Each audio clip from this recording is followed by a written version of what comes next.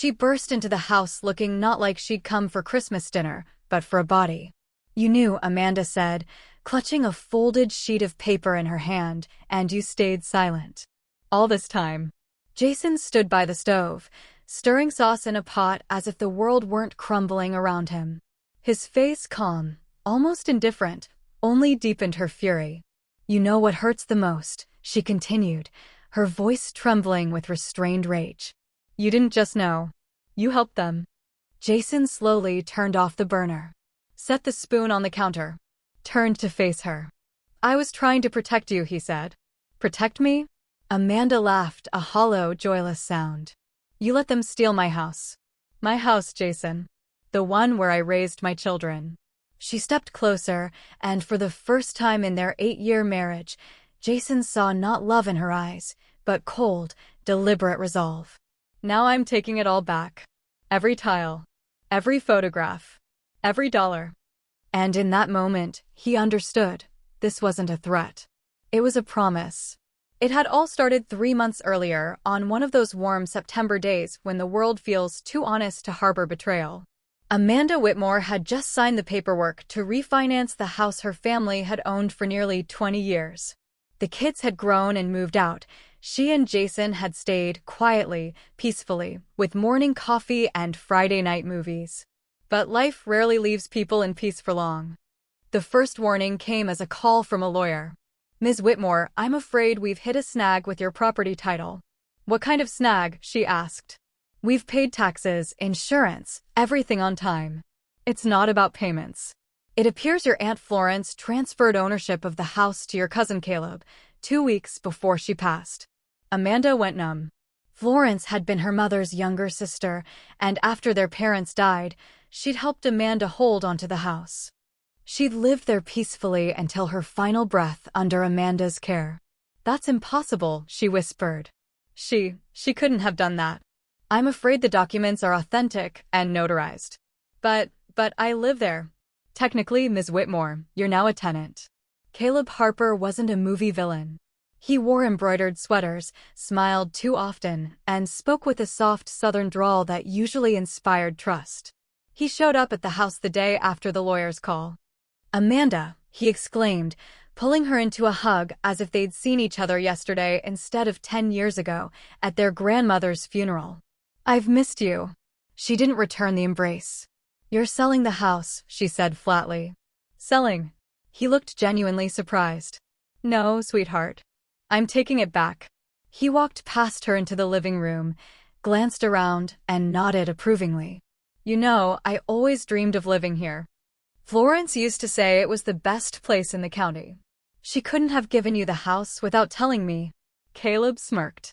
"Ever think maybe she just didn't want you to lose it again?" "What does that mean?" "Well, after you lost your business, then the condo in Chicago." Florence worried. "Said you couldn't manage money." Amanda clenched her fists. "That house was hers. She gave it to me." "Not on paper, she didn't." "On paper, it's mine now." And honestly, he scanned the walls, then met her eyes. "I think it's time you packed your things." Jason had known. He'd known because Caleb had come to him a month before Florence died. "Look, Jason," Caleb had said, sipping beer on the back porch, "you know Amanda. She's not stable." "What nonsense is that?" Jason had replied. "Come on, man. You've seen it, business collapses, credit cards maxed out." Florence was scared Amanda would sell the house to cover debts. And the house, that's family legacy. It needed protecting. Jason hadn't believed it. But when Florence truly did sign the papers quietly, privately, without telling Amanda, he said nothing. He thought it was for the best. He was wrong. Amanda didn't cry, didn't scream. She simply left. She took the children's photos, her mother's wedding ring, and only what she could carry in one trip. Jason didn't stop her. She rented a room in a motel on the outskirts of Salt Lake City. Every evening, she sat on the edge of the bed, staring out the window at the foothills beyond the highway. And that's when the idea came. Not revenge, not rage, but justice. She started with documents. Hired a private investigator. Requested notary records. discovered that Florence had signed the deed the very day she'd been hospitalized with a stroke. But the notary saw no issue, she was conscious. So Amanda obtained the medical records and realized Florence couldn't read, couldn't speak clearly. And Caleb had been standing beside her, guiding the pen in her hand. It wasn't a legal transfer. It was theft. But proving it in court would be nearly impossible. Caleb was smart, well-connected, and had a sharp lawyer. So she needed another way. Amanda knew everything about Caleb. He worked at an insurance firm, lived with his wife and 2 kids in a mortgaged house. His wife, Lindsay, worked at the local library.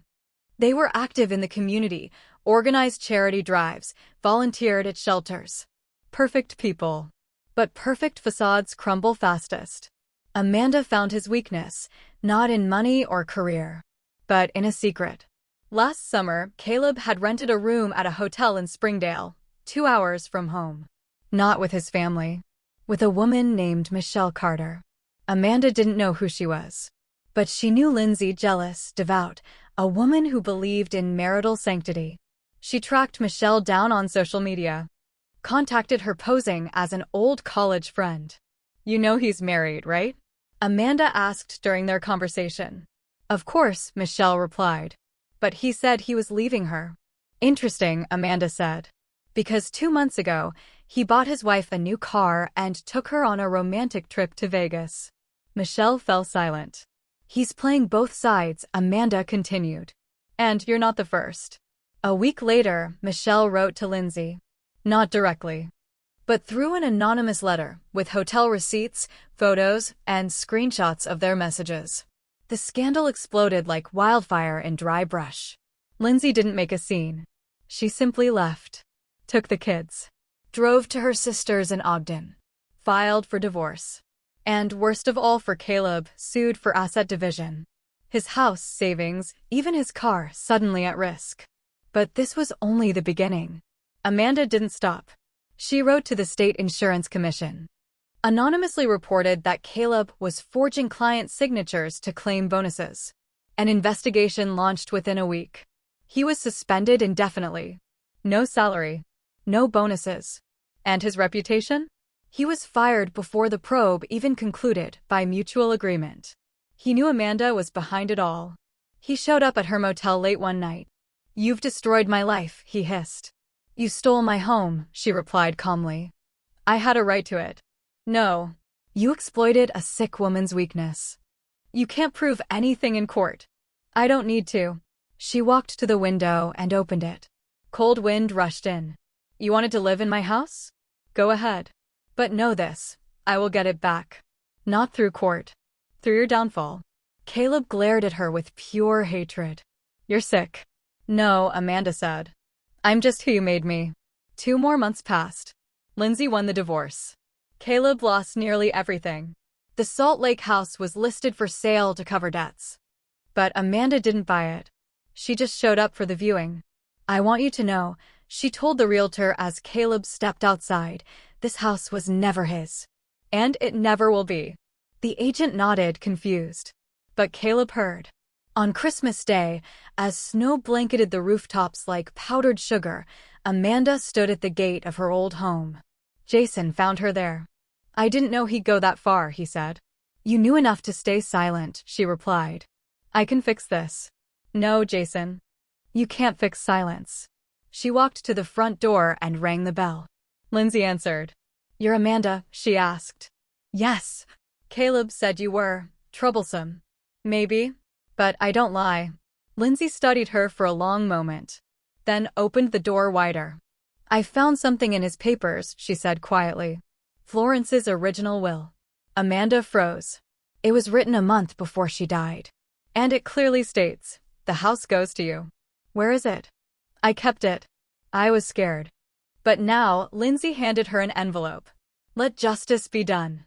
6 weeks later, the house was back in Amanda's name. Caleb sued, but the documents were genuine. His lawyer dropped the case. Jason disappeared. He left a note. "I'm sorry. I don't deserve to be near you." Amanda didn't look for him. She was home again. Alone. And that was better than lies under one roof. One evening, she sat on the porch, sipping tea, watching the sunset. The kids called more often now, asked how she was. She smiled. Revenge hadn't brought joy, but justice had restored her peace. And that was her true victory.